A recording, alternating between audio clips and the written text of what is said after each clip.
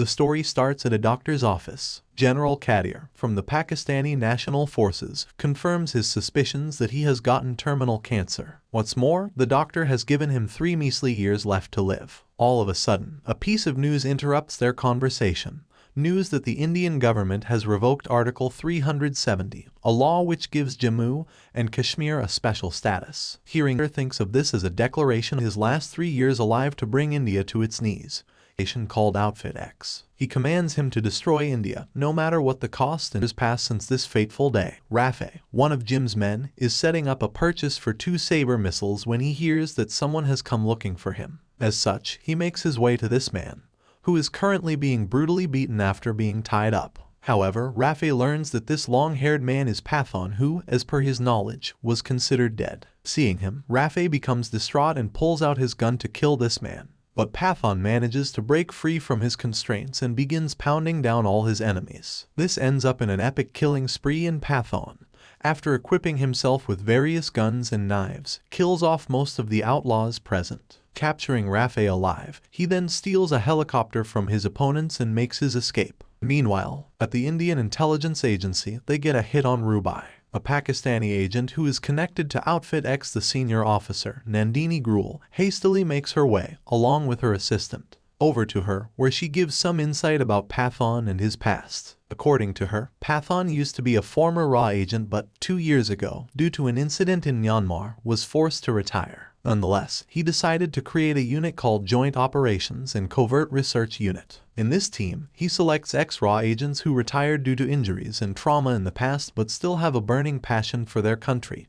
and want to wholeheartedly serve their nation. Even Nandini agrees to join his group as the head, and soon, they begin their research and operations. One day, this JOCR unit gets some info that Outfit X is planning to kill the President of India in the upcoming conference being held in Dubai. After convincing their superior, Colonel Sunil Luthra, they make their way over to Dubai to stop this evil group from bringing their goals to fruition. Regardless, once they reach there, they fail to find anything of note. Everything seems to be normal, which causes some suspicions. At the last possible time, Pathan suddenly realizes that his conclusion was wrong. The president wasn't Outfit X's real target, and it was a ruse to mislead them. Rather, it was the 2 scientists of India who were also taking part in the conference. On the flip side, Jim's plan has worked splendidly, as the security around the scientists is lax thanks to more security being assigned to the president. He is able to attack the scientists' convoy and single-handedly kidnaps them both with ease. Pathan, understanding the flaw in his thought process, chases after Jim but ultimately crashes into his foe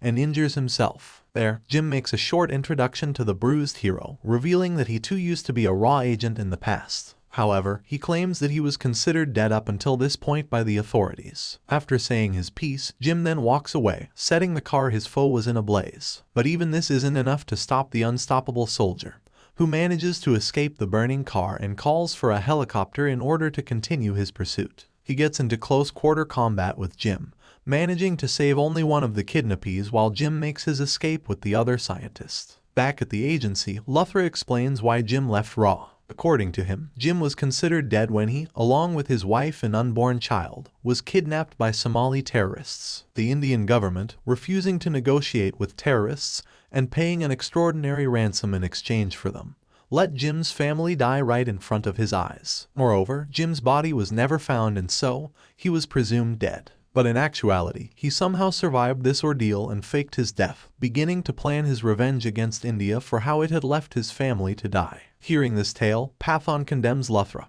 blaming him for forsaking Jim and turning him into the monster he is. Despite this, the JOCR unit continues its investigation, learning of the code word Rackbeach. Moreover, they learn that the agents which died in Dubai have gotten their money stolen and transferred to the account of Rubina Mohsin, a Pakistani doctor who is currently residing in Spain. Consequently, he heads after her and gets bewitched by her beauty upon first sight. However, this is all a part of Jim's ploy to capture Pathan. There, he also learns that Rubina, aka Rubai, is an ex-ISI agent. Moreover, Jim offers him a position in his group, but he, of course, refuses. As such, Jim orders his men to kill him and then begins to depart from this place. But Rubai has something else in her mind and, all of a sudden, starts attacking her teammates, saving Pathan and fleeing with him. She claims that she was acting undercover and her objective will sooner be fulfilled if she teams with Pathan instead. Her objective is the Rackbeach, an unknown object with immense power which is currently located in Moscow. Stating that Jim is also after it, the duo has 7 days to get their hands on it or else. And so, they both make their way to Moscow. The target is at the Waskwich Tower, on the 92nd floor, where an impenetrable vault is located. Pathan concludes that the Rackbeach must be there, if anywhere. And so, Pathan crafts up a plan to force his way inside this impregnable vault, and steal the Rackbeach for himself. With the aid of his new partner, he carries out the preparations for the plan and eventually, the fated day arrives. On the appointed day, they begin their mission, stealing 2 keys to the vault and breaking into the Waskwich Tower, coming ever so close to death in the process. Regardless, they manage to enter and begin to open the vault. As Pathan unlocks the safe and retrieves the Rackbeach, seen to be a green potion inside of a vial, Ruby shows her true colors and betrays him after getting her hands on it. It is revealed that Ruby was in cahoots with Jim along, pretending to work with Pathan to make Jim take possession of the Rackbeach. Stranded alone, without any hope of incoming support, he ultimately gets captured by the Russians, who begin torturing Pathan to learn the whereabouts of the Rackbeach. But the hero keeps his mouth shut, not knowing anything, and doesn't give them any info, despite the wounds he incurred for defying them. Soon, Nandini is brought to see her subordinate,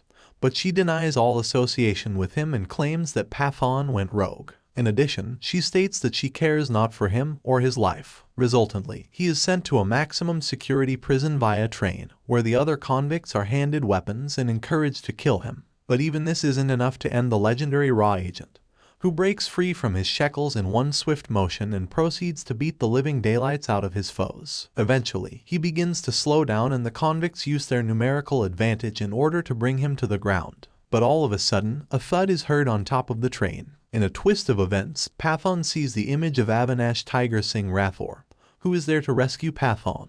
With his arrival, the duo begin to maul down countless men, both inmates and police officers alike. They even take down a helicopter pursuing them and manage to survive this incident by the skin of their teeth. Back in the present, Nandini eventually reaches her destination but finds that Rafe is present there, out of commission and tied up. Furthermore, Pathan is right behind her, pointing a gun towards her head. However, it is revealed that Nandini didn't forsake Pathan, rather she was the one who sent Tiger to save him. There, Pathan also reveals that Jim has bought 2 missiles whereas Nandini reveals Ruby's current location to be in Paris. Immediately, he heads over to meet with her and encounters her in the streets. But he also realizes that Ruby intentionally leaked her location, hoping Pathan would come to her. There, she tells the real identity of the Rackbeach, stating it to be a mutated and highly contagious smallpox virus crafted by Dr. Sahani, the scientist Jim kidnapped in Dubai 2 years ago, and claims that General Kadir is the one responsible behind this entire mess. She also expresses how guilty she feels for betraying Pathan, not knowing that her country would be planning such an underhanded and evil attack. Moreover, she emphasizes how contagious and deadly this new virus is and wants to partner up with him once again to stop these evildoers. Hesitant, he still agrees to join hands with her as he sees no other way to avoid this catastrophe. With this interaction, Pathan returns to his special unit, the JOCR,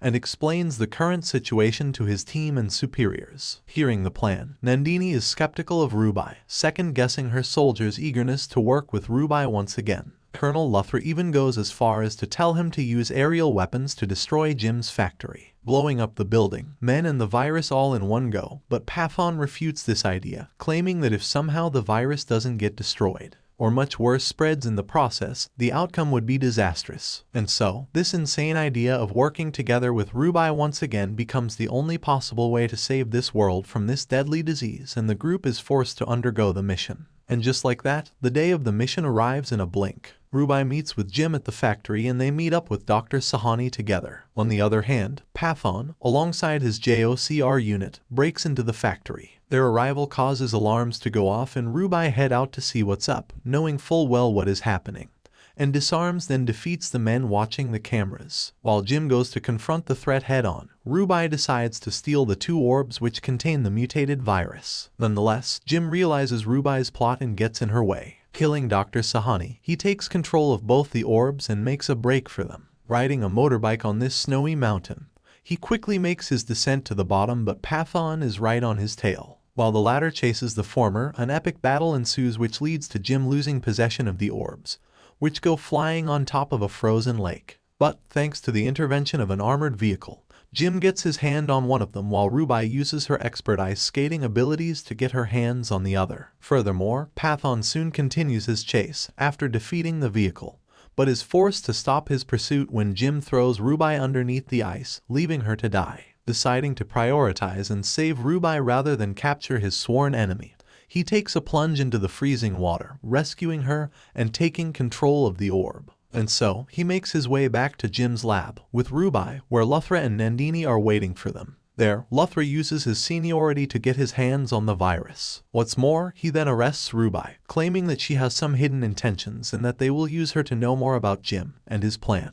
Despite Pathan's disagreeing, he has no other choice than to comply with the order of his superiors, and Rubai is sent for interrogation, where she denies any and all knowledge of Jim and his plans. On the other hand, the orb containing the virus is brought to the Indian Institute of Contagious Diseases, or 400 for short, to develop a vaccine. There, Dr. Farooqui, the other scientist along with Sahani at the Dubai conference, examines the orbs, learning that it contains 3 layers. He calls out to Nandini, who watches him demonstrate his finding. However, she is shocked to learn that the orb contains nothing but water. All of a sudden, darkness engulfs the lab, revealing that the lab's mainframe has been hacked. What's more, Jim then calls them. Nandini, perplexed, questions his actions, but Jim has a grin on his face. He explains that he created this orb in a very special way. According to him, the first layer is completely empty while the second layer contains an invisible corrosive acidic gas. Moreover, the third layer had the actual virus itself. As per his plan, the acidic gas has allowed the virus to penetrate the researchers' hazmat suits, allowing the virus to invade the bodies of all of the people present at the lab. After saying his piece, Jim disconnects from the call and the lab emerges into pure chaos. Nandini, thinking this to be the best possible way to avoid the spread of this virus, orders for the lab to be locked down. Pathan and Luthra hurry to the location and learn that there is no way to save the infected people. But Nandini has a plan to sacrifice the scientists in order to prevent the outburst of this virus. She discards her hazmat suit and takes her own life in an attempt to stop the spread of this virus. Soon after, the entire lab also exploded, using a controlled blast to eliminate any chances of further causalities. Not long after, Jim calls the Indian government once again, giving them an ultimatum. He tells them to remove all soldiers from Kashmir within 24 hours or else the second orb will be unleashed. Hearing this, Pathan interrogates Rafe, brutally beating him. Moreover, he threatens his family, finally learning that the missile, from which the virus will be sent out, is located in Afghanistan. Learning this bit of info, he immediately then heads over to Rubai, who is being waterboarded, and saves her. They make their way to Afghanistan, following Rafe's tip. Meanwhile, Jim meets with General Kadir inside his hideout. With the time for havoc nearing, Kadir makes his payment to Jim but suddenly gets bad news. He learns that in a remote village in Afghanistan, a sudden outburst of a virus has claimed the lives of many individuals. The symptoms are similar to the ones of Rackbeach, making Kadir angry at what is going on. He refuses to pay in this scenario, but Jim makes him apologize, threatening Pakistan. Regardless, he orders his men to find out what is happening, but it is all revealed to be the JOCR's trap. And so, they enable themselves to sneak into the base, suddenly confronting Jim and Kadir with guns pointed at their heads. Acting as a decoy, Jim distracts Pathan and Rubai while Kadir launches the missile discreetly. This causes a commotion, allowing Jim to escape using this chance. As a gunfight ensues, Rubai kills Kadir once and for all and begins to deactivate the missile. However, she learns that this is all a ruse. The real Rackbeach is not inside the missile. Rather, it is located in a passenger plane headed towards Delhi. Moreover, Jim has the denotation device and immediately informs Pathan and Luthra of this. Luthra calls up the air traffic control and stops the plane from landing. On the other hand, Pathan himself is fighting Jim, who came back for round 2 after equipping a jetpack. Fighting fire with fire, he too gets his hands on one and they begin an epic air fight. Ultimately, he manages to catch his foe off guard and they both crash into a cabin. But this doesn't stop them and they continue to brutally beat each other. Eventually, Jim stabs Pathan but has the detonator stolen for him and his opponent immediately deactivates the Rackbeach. Furthermore, their crash earlier broke the cabin's foundation and it begins to fall off the cliff. Jim falls down, hanging on from a mere plank of wood. Just then, Pathan comes up to him and takes away his Vir Puraskar, a bravery award presented for acts of gallantry on the battlefield. Deeming Jim to be unfit for this award, he then stomps down on the plank, sending Jim to his death. With this ordeal has been resolved and India continues its peaceful days thanks to the unstoppable soldier Pathan. After the battle has concluded, Pathan finally decides to quit this line of work, but Luthra suddenly intervenes, claiming that the war is still far from over. Moreover, his skill set is still required, and so Luthra offers him the position of the head of the JOCR. In a mid-credits scene, a glimpse into Pathan and Tiger's life is shown. After their battle in the Russian convict train, both of them are seen sitting on the ledge of the train tracks. There, they discuss how they have gotten old and how they wish they could retire. But who will replace them? As they ponder and reject agents which could replace them, they decide to keep going at it until they can, not wanting the young ones to face the dangers they face. The end.